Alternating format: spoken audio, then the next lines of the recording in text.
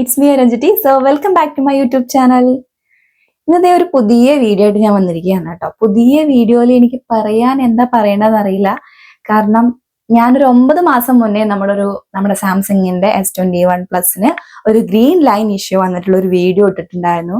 ഒരു വീഡിയോ ഇഷ്യൂവിനെ കുറിച്ചും അത് ഫ്രീ റീപ്ലേസ്മെന്റ് കിട്ടിയതിനെ കുറിച്ചും രണ്ടാമത്തെ വീഡിയോ ചെയ്തിട്ടുണ്ടായിരുന്നു. അപ്പൊ അത് ചെയ്ത് കഴിഞ്ഞത് ഒരു 9 മാസം ആയിട്ടുണ്ടാവും അങ്ങനെ ഒരു റീപ്ലേസ്മെന്റ് ചെയ്തിട്ട് കേട്ടോ. അതായത് ഡിസ്പ്ലേക്ക് അപ്ഡേഷൻ കഴിഞ്ഞതിന് ശേഷം ഒരു ഗ്രീൻ ലൈൻ വന്ന ഇഷ്യൂ. ഇന്നിപ്പോ അത് കഴിഞ്ഞിട്ട് 9 മാസം ആവുന്നു. ഇന്ന് രാവിലെ ഞാൻ കുറെ ആയി അപ്ഡേഷൻ വന്നിട്ട്, അപ്പൊ ഞാനിപ്പോ അപ്ഡേഷൻ വരുമ്പോ അപ്പൊ തന്നെ ചെയ്യാറില്ല, കുറച്ച് വെയിറ്റ് ചെയ്ത് കഴിഞ്ഞതിന് ശേഷം മാത്രമേ ചെയ്യാറുള്ളൂ. ഇന്നിപ്പോ അതായത് മാർച്ച് 3 ഞാൻ രാവിലെ അപ്ഡേഷൻ ചെയ്തു. അപ്ഡേഷൻ വന്നിട്ട് കുറെ ആയിട്ടുണ്ട്, പക്ഷെ ഇന്നാണ് ചെയ്യുന്നത്. അത് ചെയ്ത് കഴിഞ്ഞിട്ടുള്ള എന്റെ ഫോണിന്റെ അവസ്ഥ ഞാൻ നിങ്ങൾക്ക് കാണിച്ചു തരാം. നോക്കൂ, വീണ്ടും ഗ്രീൻ ലൈന് ഡിസ്പ്ലേയിൽ വന്നു. അന്ന് ഒരു ലൈൻ വന്നു, പിന്നെയാണ് 2 ലൈൻ വന്നത്. ഇപ്പതേ ഒരു ലൈൻ ഈ സൈഡിലായിട്ട് ഒരു ലൈൻ വന്നു. എനിക്ക് എന്താ പറയേണ്ടതെന്ന് അറിയില്ല. കാരണം ദേഷ്യം വരുന്നുണ്ട്, സങ്കടം വരുന്നുണ്ട്, ഒക്കെ വരുന്നുണ്ട്. കാരണം നമ്മൾ ക്യാഷ് കൊടുത്ത് വാങ്ങിയിട്ടുള്ള ഒരു മുതലാണ് ഈ സാധനം. അത് അപ്ഡേഷൻ വരുന്ന സമയത്ത് ഇങ്ങനെ ആവാന്ന് പറയുമ്പോൾ ഭയങ്കര ഡിസപ്പോയിന്റഡ് ആണ് ഞാൻ. അപ്പൊ നമ്മളിപ്പോ സ്കൂളിൽ നിന്ന് വന്ന് ഞാനിപ്പോ മഞ്ചേരിയിലേക്ക് പോവാൻ നിൽക്കുകയാണ്. എന്താവും അവസ്ഥ എന്ന് എനിക്കറിയില്ല. ഒരു വട്ടം തന്നതാണ് അവര്, ഇനി തരുമോന്ന് എനിക്കറിയില്ല. അപ്പൊ ഞാൻ മെയിലും കാര്യങ്ങളൊക്കെ ചെയ്തു. അവര് നമ്മളെ നിയറസ്റ്റ് ആയിട്ടുള്ള സർവീസ് സെന്ററിൽ പോവാൻ പറഞ്ഞിട്ടുണ്ട്. അപ്പൊ അതിന്റെ അടിസ്ഥാനത്തിൽ നമ്മൾ അങ്ങോട്ട് പോവാണ്. കഴിഞ്ഞ പ്രാവശ്യത്തെ പോലെ ആവുമോ, ഇപ്രാവശ്യം എന്താവും എന്നൊന്നും എനിക്ക് അറിഞ്ഞൂടാ. എന്തായാലും ഞാൻ ബാക്കിയുള്ള കാര്യങ്ങൾ ഇതിന്റെ കൂടെ ആഡ് ചെയ്യാം. പക്ഷെ എനിക്ക് പറയാൻ തോന്നുന്ന ഒരു കാര്യം ഇതാണ്: ആരും സാംസങ്ങിന്റെ ഫോൺ വാങ്ങാണ്ടിരിക്കുക.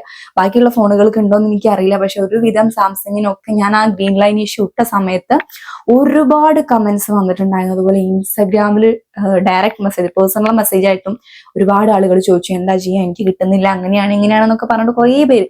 അപ്പൊ ഞാൻ വീണ്ടും ഇന്നൊരു മെസ്സേജ് അയച്ചു. എന്റെ ഒരുപാട് പേര് ഇങ്ങനെ ഞാൻ വീഡിയോ ചെയ്തതിനെ തുടർന്ന് ഒരുപാട് പേര് കമന്റ് ഇട്ടുണ്ടായിരുന്നു, എന്തുകൊണ്ടാണ് ഈ ഒരു ഇഷ്യൂന് സൊല്യൂഷൻ ഇല്ലാത്തത് എന്നൊക്കെ പറഞ്ഞിട്ട്.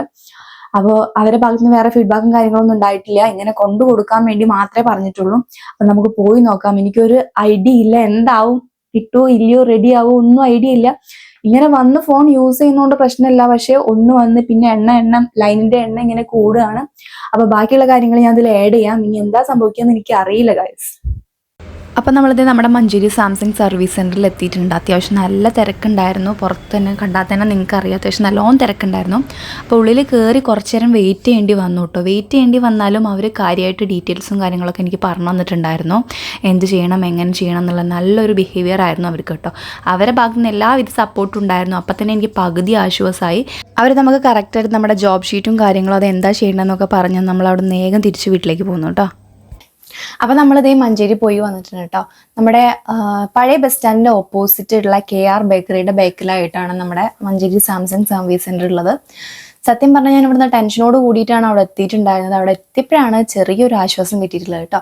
അവിടെ ചെന്നപ്പോൾ തന്നെ നമുക്കറിയാം എന്താണ് ചെയ്യേണ്ടതെന്ന്. കാരണം ഓൾറെഡി ഒരു വട്ടം പോയതുകൊണ്ട് എന്തൊക്കെ ചെയ്യണം എന്നുള്ളത് അറിയാം. അപ്പൊ നമ്മൾ ചെന്നിട്ട് കുറച്ചു നേരം വെയിറ്റ് ചെയ്യേണ്ടി വന്നു. കാരണം ഒരുപാട് ആളുകൾ അവിടെ ഉണ്ടായിരുന്നു, നല്ല തിരക്കുണ്ടായിരുന്നു.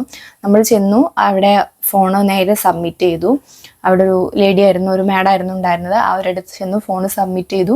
അപ്പോൾ കാര്യങ്ങൾ ഇന്നാണ് അപ്ഡേഷൻ വന്നിട്ടുള്ളത്, അപ്പോഴാണ് വന്നിട്ടുള്ളതെന്നും അതുപോലെ ഇതിൻ്റെ മുന്നേ നമ്മൾ റീപ്ലേസ് ചെയ്തതാണ് ഒരു വട്ടം, സെയിം ഇഷ്യൂ ആയിട്ടായിരുന്നു, 9 മാസം എന്നുള്ള ഡീറ്റെയിൽസും കാര്യങ്ങളൊക്കെ പറഞ്ഞു.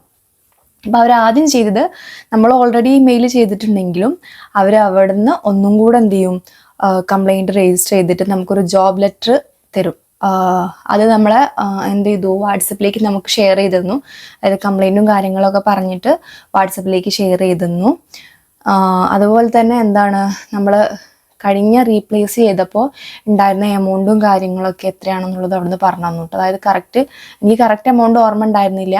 അതുപോലെ തന്നെ അവരെ സംസാരിച്ച് കഴിഞ്ഞ്, അതായത് ഈ ജോബ് ലെറ്റർ തരികയും അല്ലെങ്കിൽ ബാക്കി ഡീറ്റെയിൽസ് മെയിൽ അയക്കുകയും അതുപോലെ തന്നെ എന്തൊക്കെ കൂടെ ആഡ് ചെയ്യണം എന്ന് പറഞ്ഞു. മെയിൽ ചെയ്യാൻ വേണ്ടിയിട്ട് ഓൾറെഡി അറിയാം, നമ്മൾ മെയിൽ ID അറിയാം. അതുപോലെ നമ്മൾ മെയിൽ ചെയ്തതുമാണ് എന്തൊക്കെയാണെന്ന് അവർ പറഞ്ഞ കുറച്ച് കാര്യങ്ങളൂടെ കൂട്ടിയിട്ട് ഞാൻ എന്ത് ചെയ്തു, മെയിൽ ചെയ്തു.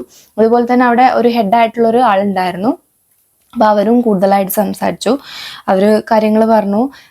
ഒരുപാട് കേസ് ഇങ്ങനെ, അതായത് 2 വട്ടം വന്ന കേസുകൾ അവിടെ ഉണ്ടായിട്ടുണ്ടെന്ന് പറഞ്ഞു. അതായത് ഫസ്റ്റ് ടൈം റീപ്ലേസ്മെന്റ് കഴിഞ്ഞിട്ടും ചില കേസുകളിൽ രണ്ടാമത് ഡിസ്പ്ലേക്ക് ഗ്രീൻ ലൈൻ ഇഷ്യൂ വരുന്നുണ്ട് എന്നുള്ള കാര്യം പറഞ്ഞിട്ടുണ്ടായിരുന്നു. അതുപോലെ തന്നെ അവരോട് സംസാരിച്ചപ്പോൾ മനസ്സിലായിട്ടുള്ള എന്താ വെച്ചാൽ കിട്ടാനുള്ള സാധ്യത കൂടുതലാണ് എന്നുള്ള കാര്യമാണ്. കാരണം ഒരു നല്ല ഫ്രണ്ട്ലി ആയിട്ട് എല്ലാ കാര്യങ്ങളും നമുക്ക് മനസ്സിലാവുന്ന രീതിയിൽ ആ ലേഡി ആയാലും അല്ലെങ്കിൽ ആ ആളാണെങ്കിലും കാര്യങ്ങളൊക്കെ പറഞ്ഞു തന്നിട്ടുണ്ടായിരുന്നു. അപ്പം തന്നെ പകുതി ആശ്വാസമായിട്ടുണ്ട്.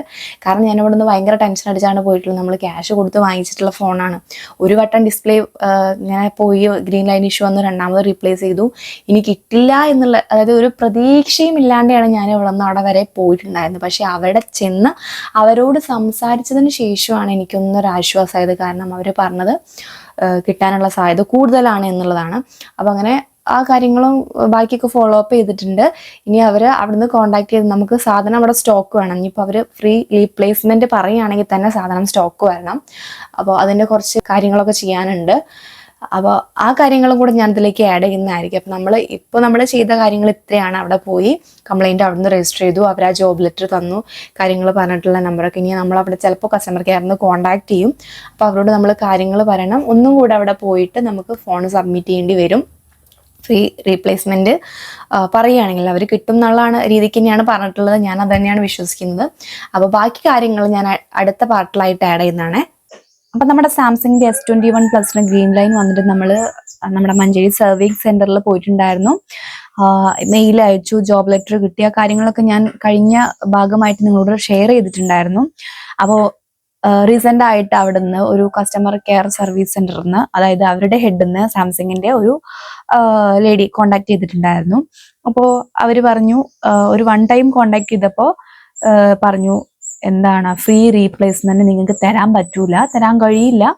കാരണം നിങ്ങളുടെ ഫോൺ വാങ്ങിയിട്ട് ഇത്ര 3 ഇയർ വരെ, 3 ഇയർ കഴിഞ്ഞു കഴിഞ്ഞാൽ ഒരിക്കലും 2 ഇയേഴ്സ് വരെ അതിൽ എന്തോ കിട്ടുള്ളൂ, നിങ്ങൾക്ക് റീപ്ലേസ്മെന്റ് കിട്ടുള്ളൂ. ഇനി നിങ്ങൾ ചെയ്യണമെങ്കിൽ ഡെഫിനറ്റ് ആയിട്ട് എത്രയാണോ എമൗണ്ട് വരുന്നത്, 13,000 സംതിങ് എത്രയോ പറഞ്ഞു, അത്ര നിങ്ങൾ നിർബന്ധമായിട്ട്, കറക്റ്റ് ആയിട്ട് അവർക്ക് പറയാൻ പറ്റില്ല, എഞ്ചിനീയറിന് പറയാൻ പറ്റുള്ളൂ. അപ്പോൾ അത് നിങ്ങൾ പേ ചെയ്യണം എന്ന് പറഞ്ഞു.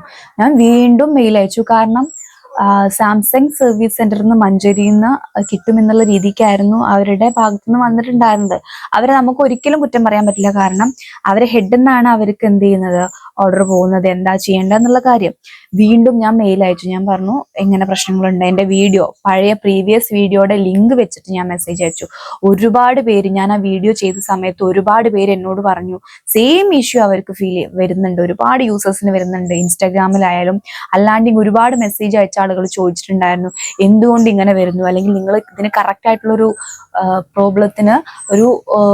പ്രോബ്ലം സോൾവ് ചെയ്യാൻ നിങ്ങൾ ചെയ്യണ്ടേ എന്നുള്ള രീതിക്ക് ഞാൻ അവരോട് ചോദിച്ചിട്ടുണ്ടായിരുന്നു. അപ്പൊ സത്യം പറഞ്ഞാൽ എനിക്ക് ഭയങ്കരമായിട്ട് ഞാൻ ഡിസപ്പോയിന്റഡ് ആയിട്ടുണ്ട്. കാരണം ആ വീഡിയോ എനിക്ക് സർവീസ് സെന്ററിൽ മഞ്ചേരി പോയ സമയത്ത് ഒരു ആശ്വാസം കിട്ടിയിട്ടുണ്ടായിരുന്നു. കാരണം കിട്ടുമെന്നുള്ള പ്രതീക്ഷയിലായിരുന്നു ഞാൻ നിന്നിട്ടുണ്ടായിരുന്നത്. പക്ഷെ ഇപ്പൊ അവര് 2 വട്ടം അവർ കോൺടാക്ട് ചെയ്തപ്പോൾ 2 വട്ടം അവർ പറഞ്ഞു 13,000 നിങ്ങൾ ആ ഡിസ്പ്ലേക്ക് കൊടുത്തെങ്കിൽ മാത്രമേ നിങ്ങൾക്ക് മാറ്റി കിട്ടുകയുള്ളൂ, അല്ലാതെ നിങ്ങൾക്ക് ഫ്രീ റീപ്ലേസ്മെന്റ് ഇല്ല എന്നുള്ളത്. എനിക്ക് ആകെ എന്താ പറയേണ്ടതെന്ന് അറിയില്ല. കാരണം നമ്മളൊരു എത്ര ഇയർ ആയാലും എത്ര ഇയർ കഴിഞ്ഞാലും നമ്മൾ ആ ഫോൺ വാങ്ങുന്നത് ആ ക്യാഷ് കൊടുത്തിട്ടാണ്.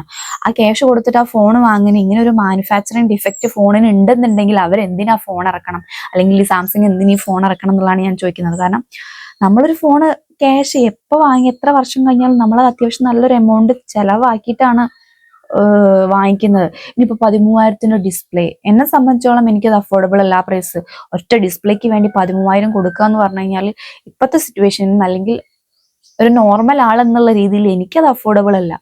കാരണം ഞാൻ നിങ്ങളോട് ഈ ഷെയർ ചെയ്യാൻ, എനിക്ക് വീണ്ടും ഫ്രീ റീപ്ലേസ്മെന്റ് കിട്ടും, അത് നിങ്ങളിൽ എത്തിക്കാലോ എന്നുള്ള രീതിക്കാണ് ഞാൻ ഈ വീഡിയോ ഷൂട്ട് ചെയ്തിട്ടുണ്ടായിരുന്നത്. പക്ഷെ സത്യം പറയാ, അവര് ഫ്രീ റീപ്ലേസ്മെന്റ് തരില്ല എന്ന് തന്നെയാണ് പറഞ്ഞിട്ടുള്ളത്. ഞാൻ ഒന്നും കൂടെ മെയിൽ അയക്കാൻ വിചാരിക്കുന്നുണ്ട്.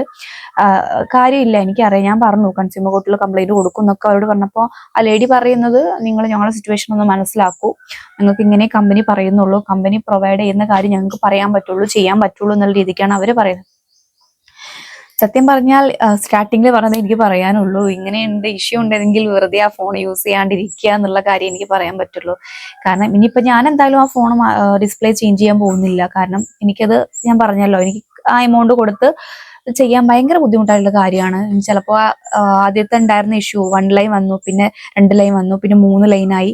അപ്പൊ ചിലപ്പോൾ ഇതുപോലെ കൂടുമായിരിക്കാം, കൂടുന്നവരെ നിൽക്കട്ടെ എന്ന് ഞാനും വിചാരിച്ചു. എന്തായാലും ഇപ്പൊ ഞാനൊന്നും ചെയ്യുന്നില്ല. എനിക്ക് കുറച്ചൊരു ഫിനാൻഷ്യലി അത് താങ്ങുന്ന എമൗണ്ട് അല്ല ഒറ്റയടിക്ക് ഡിസ്പ്ലേക്ക്. സെക്കൻഡ് ഹാൻഡ് ഫോൺ വേണമെങ്കിൽ ചിലപ്പോൾ നമുക്ക് വലിയ ക്വാളിറ്റി ഒന്നും ഇല്ലാതെ നോർമൽ ഫോൺസ് 13,000 കിട്ടുമായിരിക്കും. ആ ഒരു ഡിസ്പ്ലേക്ക് മാത്രം കൊടുത്ത് ഞാൻ എന്തായാലും ചിലവാക്കി നന്നാക്കാൻ ശ്രമിക്കുന്നില്ല.